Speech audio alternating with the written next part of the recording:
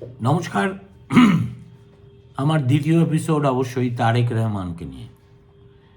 বাংলাদেশে 2026-এর নির্বাচনে আমরা কি তারেক রহমানকে 1984 ভারতবর্ষের রাজীব গান্ধীর সঙ্গে তুলনা করতে পারি?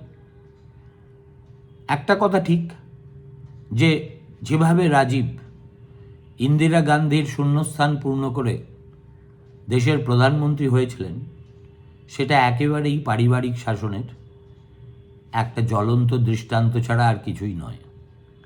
কেননা রাজীব গান্ধীর তার আগে প্রশাসনিক কোনো অভিজ্ঞতা তো ছিলই না। একেবারে কংগ্রেস সংগঠনে বছর দুয়েকের মতো তিনি এআইসিসির জেনারেল সেক্রেটারি ছিলেন মাত্র, এবং জেনারেল সেক্রেটারি হিসেবে 1982 সালে দিল্লিতে যে এশিয়ান গেমস হয়েছিল তার পরিকাঠামো তৈরির কাজে তার নেতৃত্বে একটা বড়সড় সাফল্য পেয়েছিল ভারত। তার পুঁজি বলতে এইটুকুই, আদারওয়াইজ তিনি রাজনীতি বিমুখ একজন পারিবারিক শান্তিপ্রিয় মানুষ হিসেবে পরিচিত ছিলেন। ইন্ডিয়ান এয়ারলাইন্সের পাইলট ছিলেন। সোনিয়া এবং পুত্রকন্যাকে নিয়ে ইন্দিরার বাড়ির এক নিভৃত কোণে তাদের দিন যাপন হতো। সেই রাজীব গান্ধী এসে 84 ভোটে চমকপ্রদ সাফল্য পেয়েছিলেন নিজের দৌলতে নয়, তার মায়ের দৌলতে। কেননা 84 সালের 31 অক্টোবর যেভাবে ইন্দিরা গান্ধীকে তাঁরই দেহরক্ষীরা তাঁরই বাসভবনে হত্যা করেছিল, গোটা ভারতবাসী সেটা মেনে নিতে পারেনি, এবং অনেকেই আমরা সেটা টের পাইনি বটে, কিন্তু এইভাবে একজন নেত্রীর আকস্মিক হত্যার ঘটনা যে আসমুদ্র হিমাচল ভারতবর্ষের মানুষকে আবেগে উদ্বেল করে তুলতে পারে, সেটাও আমাদের স্বাধীন ভারতবর্ষের ইতিহাসে ওই একটিবারই মাত্র আমরা ঘটতে দেখেছি। তারেক রহমানও এসেছেন তার মায়ের মৃত্যুর একেবারে পরবর্তী সময়, দীর্ঘ 17 বছর লন্ডনে প্রবাস জীবন কাটানোর পর। কিন্তু রাজীবের মায়ের জন্য যে সহানুভূতি ভারতবর্ষের মানুষ দেখিয়েছিল, তারেকের জন্য বাংলাদেশের মানুষ তা দেখাবে বা দেখাচ্ছে, এরকম কোনো প্রমাণ এখনো পর্যন্ত পাওয়া যায়নি। দেখুন, জিয়াউর রহমান এবং বেগম খালেদা জিয়া তাদের নিজেদের সমর্থকদের কাছে বিশেষ জনপ্রিয় ছিলেন। মৃত্যুর পরে সবাই মহিমান্বিত হয়ে যান। বেগম খালেদা সম্পর্কেও তার স্তাবক এবং ভক্তকুল এখন এমন ভাব দেখাচ্ছেন যেন জাতির জনক মুজিবুর রহমানের মতোই তার নেতৃত্বদানের ক্ষমতা, ত্যাগ, স্বীকার ইত্যাদি এবং ইত্যাদি। সেগুলো সবই হচ্ছে বাঙ্কাম। এগুলো একটা টিপিক্যাল আমাদের এই উপমহাদেশীয় রাজনীতির চরিত্র। যখন কোনো নেতা বা নেত্রীর মৃত্যু হয়, তখন তিনি যা নন, কোনো দিন ছিলেন না, থাকার সম্ভাবনাও ছিল না, তাকে ঠিক সেই মহিমান্বিত করে বাজারে খাওয়ানো। একই কাজ করেছিলেন পাকিস্তানে বেনজির ভুট্টো। জুলফিকার আলী ভুট্টোর ওই জেলের মধ্যে ফাঁসির ঘটনাকে তিনি এমনভাবে মার্কেটিং করেছিলেন, যার ফল তিনি হাতে নাতে পেয়েছিলেন। কিন্তু তারেকের সেই সুযোগ নেই, কেননা বেগম খালেদা জিয়ার কোনো আকস্মিক মৃত্যু হয়নি, আততায়ীর গুলিতেও তার মৃত্যু হয়নি। দীর্ঘদিন রোগভোগের পর, কার্যত শারীরিকভাবে দীর্ঘমেয়াদী নিষ্ক্রিয়তার পর তাঁর ইন্তেকাল হয়েছে, এবং বাংলাদেশের মানুষ একেবারে দলে দলে রাস্তায় নেমে তাঁর শেষকৃত্যে যোগদান করে তাকে বিনম্র শ্রদ্ধা জানিয়েছে। এই দৃশ্যও আমরা দেখেছি। আর তারেক ঢাকা বিমানবন্দরে অবতরণ করেছেন মায়ের মৃত্যুর কয়েক ঘন্টা আগে। মনে হচ্ছিল যে বেগম জিয়ার মৃত্যু হয়তো ঘোষণাই করা হচ্ছে না যতক্ষণ না তার পুত্র স্বদেশ ভূমে প্রত্যাবর্তন করছেন। সত্য মিথ্যা জানি না, এই ধরনের সিচুয়েশনে এই রকম জল্পনা সব দেশেই ছড়ায়, বাংলাদেশেও ছড়িয়েছিল। কিন্তু বিলেত থেকে ফিরেই জেটল্যাগ কাটার আগেই তারেককে মায়ের দল বিএনপির নেতৃত্বের রাশ নিজের হাতে নিতে হয়েছে। এবং সেই কারণেই প্রশ্ন উঠেছে যে হিন্দিতে যদি বলি, ইয়ে কা তারেক কা বাস কা কাম হ্যায়? তারেকের কি সেই যোগ্যতা আছে যা তার প্রয়াত পিতৃদেব বা প্রয়াত মায়ের একতা ছিল, নাকি তিনি আদতে একটা বিলাসপ্রিয়, আয়েশপ্রিয় এবং বিতর্কিত একজন নেতা, যার ব্যক্তিগত জনভিত্তি বলে কিছু নেই, যেটুকু তার গৌরব সবই পারিবারিক সূত্রে। এবং সেই কারণেই এই 2026-এর ভোট তারেক রহমানের কাছে তার নেতৃত্ব প্রতিষ্ঠার এবং নেতৃত্বে বসার যোগ্যতার একটা অগ্নি পরীক্ষা বললে মোটেই অত্যুক্তি করা হয় না। এখন এই প্রশ্নটাই ঘুরছে বাংলাদেশে, যারা চিন্তাভাবনা করেন, ওয়াকিবহাল মহল, শিক্ষাবিদ, অধ্যাপক, সমীক্ষক, এদের সকলের মধ্যেই, যে তারেক কি পারবেন তার নেতৃত্বের প্রমাণ দিতে? কেন এই প্রশ্নগুলো উঠছে? দেখুন, গাজীপুরের মতো শিল্পাঞ্চলগুলিতে বিএনপির সভায়, বিশেষ করে তারেকের সভায় যে ধরনের ভিড় হয়েছে, সেটা দেখে দলের শীর্ষ নেতারা একদম আহ্লাদে আটখানা হয়ে উঠেছিলেন। এখন বোঝা যাচ্ছিল যে হাসিনার দীর্ঘ 15 বছর শাসনে যে দলটা দমন পীড়নে বিপর্যস্ত হয়ে কার্যত একেবারে অকেজো অবস্থায় চলে গিয়েছিল, তারা প্রায় ফিনিক্স পাখির মতো ঘুরে দাঁড়িয়েছে। এবং সেই জন্যেই তারেকের জনসভায় এত উল্লেখযোগ্য জনমানুষের ভিড় হচ্ছে। এখন ইউনূস আওয়ামী লীগকে নিষিদ্ধ করার পরে বিএনপি কিন্তু এই মুহূর্তে বাংলাদেশের ভোটের ফ্রন্ট রানার। অন্তত কাগজ পড়লে, ওদের টেলিভিশন দেখলে, বাংলাদেশ সংক্রান্ত বিশেষজ্ঞদের কথাবার্তা শুনলে সেটাই মনে হয়। কিন্তু ফ্রন্ট রানার হওয়া এক জিনিস, আর ময়দানের লড়াইয়ে সহজ হওয়া আরেক জিনিস।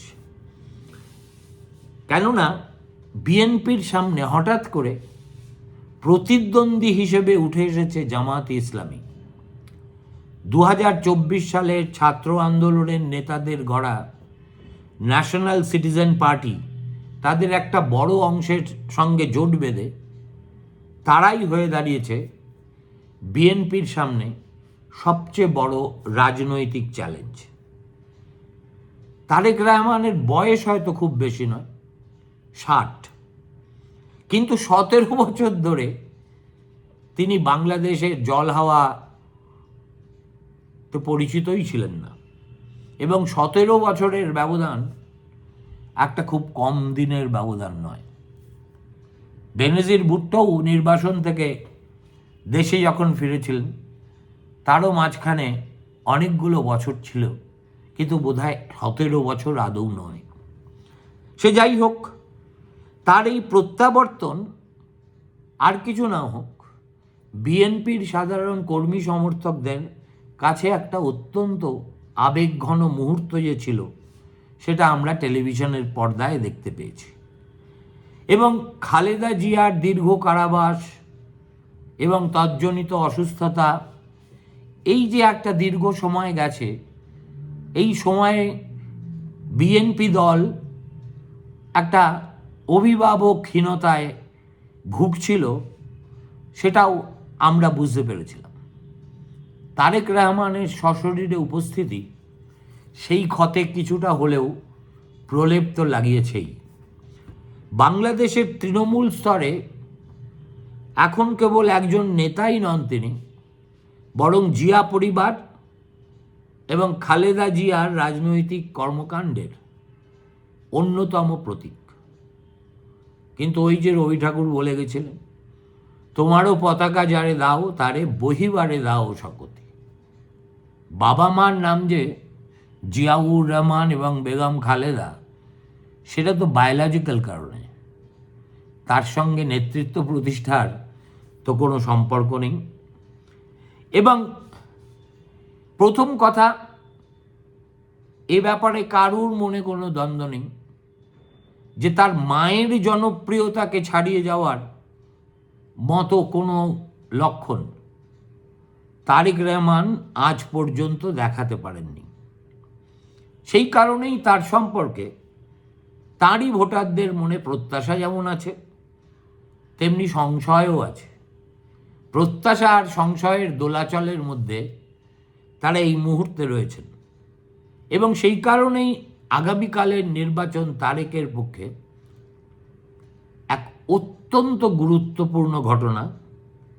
কারণ এই নির্বাচনেই প্রমাণিত হয়ে যাবে তিনি আসলে বংশ পরম্পরায় পাওয়া দলের একজন নেতা, নাকি আগামীর বাংলাদেশের একজন যোগ্য কাণ্ডারি।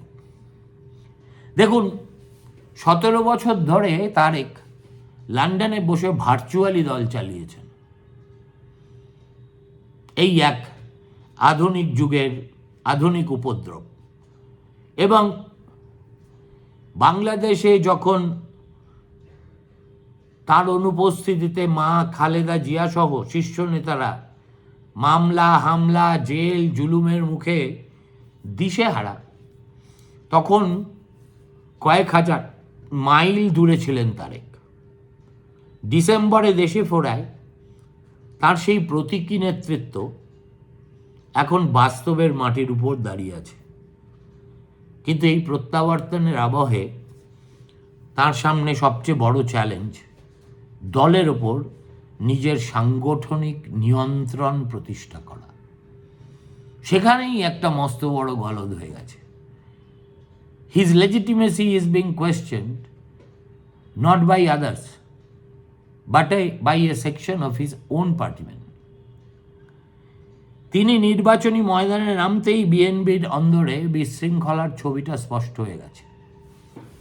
300টা সংসদীয় আসন আছে বাংলাদেশে, তার মধ্যে 79টাতেই দলীয় সিদ্ধান্তের বিরুদ্ধে 92 জন বিদ্রোহী প্রার্থী দাঁড়িয়ে আছেন। এবং এই সংখ্যাটা খুব ইনসিগনিফিক্যান্ট নয়। স্থানীয় স্তরের এই কোন্দল তারেক রহমানের নেতৃত্বের পক্ষে সূচনাতেই খুব অস্বস্তিকর। এখন অনেকে বলছেন এই ধরনের পরিস্থিতি কার্যত নজিরবিহীন, কেননা অতীতের সব নির্বাচনের তুলনায় এবারের নির্বাচনে নির্দল অথবা বিদ্রোহী প্রার্থীর সংখ্যা প্রায় রেকর্ড পরিমাণ বেশি। দেখুন, শৃঙ্খলার অভাব শুধু যে টিকিট বন্টনের ক্ষেত্রে হয়েছে তা তো নয়, রাজপথের কর্মসূচিতেও প্রকট হয়ে গেছে বিএনপির আসল চরিত্র। ট্রান্সপারেন্সি ইন্টারন্যাশনাল বাংলাদেশের একটা সাম্প্রতিক সমীক্ষায় বলেছে 2024-এর 5ই আগস্টের পর থেকে বাংলাদেশে যত হিংসাত্মক ঘটনা ঘটেছে তার 91% ঘটনার পিছনে রয়েছে বিএনপির কর্মীরাই। এই পরিসংখ্যান তারেকের পক্ষে, দলীয় শৃঙ্খলার পক্ষে একটা বড়সড় প্রশ্নচিহ্ন হয়ে দাঁড়িয়ে গেছে। দলের উপর নিয়ন্ত্রণহীনতাই এখন বিএনপির এই মুহূর্তে সবচেয়ে বড় দুর্বলতা, যেখানে খোদ কেন্দ্রীয় নেতৃত্বকেই জানিয়ে বসেছেন স্থানীয় বিদ্রোহীরা। তার উপরে রয়েছে প্রত্যাশার প্রবল চাপ। প্রথম কথা, বাপ মায়ের ক্যারিশমাকে ছাড়িয়ে যাওয়ার ক্ষমতা তারেকের নেই। আর কেননা এখনো পর্যন্ত তিনি সেই মানের ক্যারিশমা বা ব্যক্তিত্ব প্রদর্শনে সফলই হননি। তাই এই ভোটই তার অ্যাসিড টেস্ট। সমস্ত প্রতিকূলতা কাটিয়ে তিনি যদি দলকে জয়ের গোড়দোড়ায় নিয়ে যেতে পারেন, তবে তার নেতৃত্ব সার্থক হবে। এখন প্রস্তুতির অভাব এবং তারেককে কেন্দ্র করে এবার একটা উদ্ভট টাইপের বিতর্কও তৈরি হয়েছে বাংলাদেশে। তারেক রহমানের জনসভাগুলিতে ভিড় হলেও তার দেওয়া প্রতিশ্রুতিগুলো অনেকটা মমতা বন্দ্যোপাধ্যায়ের দেওয়া প্রতিশ্রুতির মতোই বাংলাদেশের মানুষের কাছে মনে হচ্ছে। তারা এসবের চুলচেরা বিশ্লেষণও শুরু করে দিচ্ছেন এবং যেটা সন্দেহাতীতভাবে প্রমাণিত হচ্ছে যে এইসব উচ্চাকাঙ্ক্ষী প্রতিশ্রুতি দিতে গিয়ে তিনি একেবারে সত্য এবং তথ্যর 12টা বাজিয়ে ছেড়ে দিচ্ছেন। তার ফলে তার সম্পর্কে জনমনে বিভ্রান্তি তৈরি হচ্ছে এবং সাধারণ ভোটারদের বিশ্বাস ভঙ্গ হওয়ারও কারণ হয়ে দাঁড়াচ্ছে। যেমন ধরুন, ফরিদপুরের একটা জনসভায়, আমার পূর্বপুরুষের ভিটেমাটি, অবশ্য মুজিবুরের পরিবারেরও, তারেক দাবি করেন সেখানে নাকি প্রচুর পরিমাণে সয়াবিন উৎপাদিত হয়, কিন্তু কৃষির তথ্য অনুযায়ী সয়াবিন মূলত উপকূলীয় অঞ্চলের ফসল, ফরিদপুরের আদৌ নয়। এই ভুল তথ্য সমাজ মাধ্যমে ভাইরাল হয়ে গেছে। আর তারপরেই প্যাঁকের পর প্যাঁক, মিমের পর মিম, এই কোথা থেকে এলো ভাই লন্ডনের মাল, ফরিদপুরে সয়াবিন ফলাচ্ছে। কেবল তথ্যের ভুলই নয়, তার অনেক প্রতিশ্রুতি নিয়েও রীতিমতো প্রশ্ন উঠতে শুরু করেছে। যেমন চট্টগ্রামকে তিনি বলছেন বাণিজ্যিক রাজধানী হিসেবে ঘোষণা করবেন, অথচ তিনি জানেন না যে 2001 থেকে 6-এর মধ্যে যখন তার মা জামাতের সঙ্গে মিলিতভাবে সরকার করেছিল, তখনই সেই কাজটার সমাধান হয়ে গেছে। এরপরে তিনি বলেছেন 500 মিলিয়ন গাছ রোপণ করবেন। 500 মিলিয়ন মানে বিলেত থেকে ফিরেছেন তো, লাখের হিসেব, হাজারের হিসেব সেভাবে করতে পারেন না, সোজা মিলিয়ন। 500 মিলিয়ন ইন্টু 10 হচ্ছে লাখ। আমার পক্ষে সম্ভব না, আপনারা করে নিন। কিন্তু এই সব অবাস্তব প্রতিশ্রুতি শুনে অনেকেরই মনে হচ্ছে এ কি তাহলে আসলে খড়ের পুতুল? জিয়া পরিবারের কোনো ডিএনএতে বাবা মার কোনো চিহ্নই নিয়ে তিনি জন্মাননি। এবং তারেক রহমানের প্রচার অভিযানে যেটা পরিষ্কার হয়ে যাচ্ছে, এতদিন পর্যন্ত গেছে, সেটা হচ্ছে তিনি হোমওয়ার্ক করে ময়দানে নামেন না। কোনো রকম প্রস্তুতি ছাড়াই স্টেজে ম্যানেজ করে দেবেন, এইরকম একটা ভাবমূর্তি নিয়ে তিনি চলাচল করেছেন। তিনি যে এইসব ফ্ল্যাগশিপ একটা স্কিম করেছেন, যেটার নাম দিয়েছেন ফ্যামিলি কার্ড বা বেকার ভাতা, এ আমার দিদিমণির মতোই। তার টাকাটা ঠিক কোথা থেকে আসবে তা নিয়ে কিন্তু কোনো স্পষ্ট অর্থনৈতিক পরিকল্পনা বিএনপি দেখাতে পারেনি। ঠিক যেমন আমাদের এখানেও দিদিমণি এই যুব সাথীর টাকা, হাজার হাজার কোটি টাকা কোত্থেকে আসবে, ভূতের রাজার কাছে বর চেয়ে আসবে না কিভাবে আসবে, তার কোনো হদিসদার নেই। একই জিনিস তিনিও বলেছেন। আর যেহেতু বাংলাদেশে এখন বুদ্ধিবৃত্তির চর্চা খুবই উন্নত মানের, ফলে অর্থনীতিবিদরা ইতিমধ্যেই প্রশ্ন করতে শুরু করেছেন যে এই ধরনের ডোল পলিটিক্স তো আমাদের ক্রিপলড অর্থনীতিকে আরও নন প্রোডাক্টিভ করে দেবে। আর অন্যদিকে দুর্নীতির বিরুদ্ধে তার জেহাদ শুনে লোকজন রীতিমতো প্যাঁক দিতে শুরু করেছে সমাজ মাধ্যমে। কেন জানেন? একদিকে তারেক বলছেন দুর্নীতির বিরুদ্ধে তার জেহাদ, অন্যদিকে তার দলের প্রার্থী হিসেবে এমন 23 জনকে টিকিট দিয়েছেন যারা প্রত্যেকে ঋণ খেলাফি, অর্থাৎ কোটি কোটি টাকা ব্যাংক থেকে ঋণ নিয়ে ফেরত দেননি। আমাদের দেশে এটা অর্থনৈতিক অফেন্ডারদের ক্ষেত্রে ততটা নয় যতটা ক্রিমিনাল অফেন্ডারদের ক্ষেত্রে আমরা দেখি। সবাই বলে তারা নাকি একদম সাধু যুধিষ্ঠিরে ভরিয়ে দিয়েছে দল, অথচ লোকসভা যখন গঠিত হয় তখন দেখা যায় গুরুতর ফৌজদারি অপরাধ মাথায় আছে এই রকম এমপির সংখ্যা কখনো 1/3, কখনো তারও বেশি। অন্যদিকে তরুণ প্রজন্মের ভোটারদের কাছে এখন সবচেয়ে বড় সমস্যাটা কি বলুন তো? এক্স্যাক্টলি বাংলার তরুণের কাছে এই সমস্যা, তোলাবাজি ও দুর্নীতি। এখন 18 থেকে 26 বছর যাদের বয়স, তারা তো বিএনপির শাসনকাল দেখেইনি, তাই তাদের মনে বিএনপি সম্পর্কে একটা নেতিবাচক ধারণা রয়ে গেছে।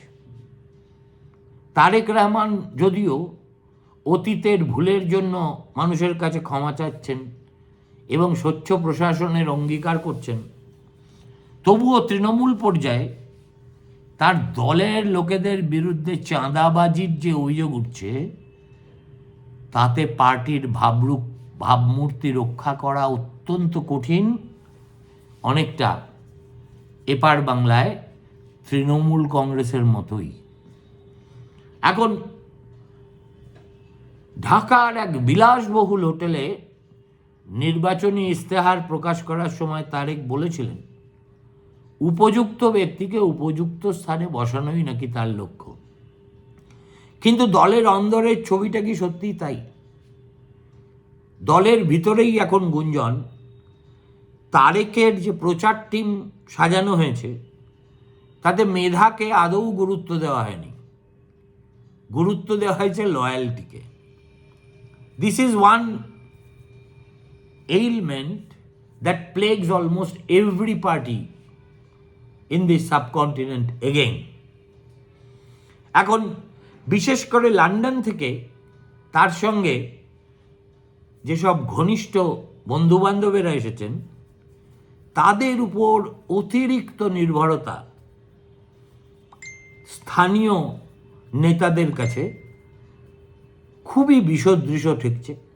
তারা কার্যত হজমই করতে পারছেন না।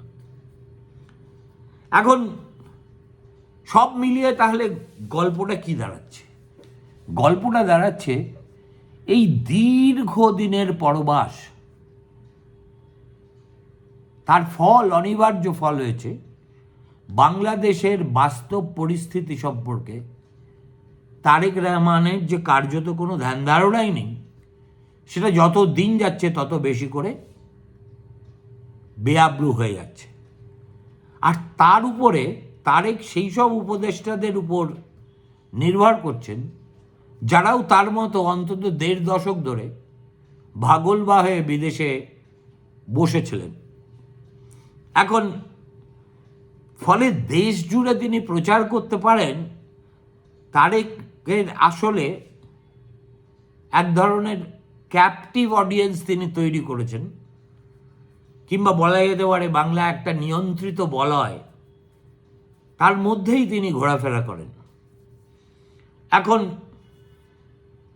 তার এইসব কথাবার্তা সত্যিই কি বিএনপির কর্মী সমর্থকদের চাঙ্গা করতে পারবে? যদি না পারে, আর দাঁড়িয়ে দাঁড়িয়ে যদি জামাতের কাছে ঠক্কর খেতে হয়, তাহলে তারেকের সামনে ভোটের পরে দুটো বিকল্প রাস্তা খোলা থাকবে। হয় চুপচাপ মাথা নিচু করে সংসদে বিরোধী আসনে বসা, নতুবা ভোট শেষ হলেই আবার একটা লন্ডনের বিমান ধরে হিথ্রো বিমানবন্দরের দিকে রওনা হওয়া। কোনটা হবে, সময় তার জবাব দেবে। নমস্কার, ভালো থাকবেন।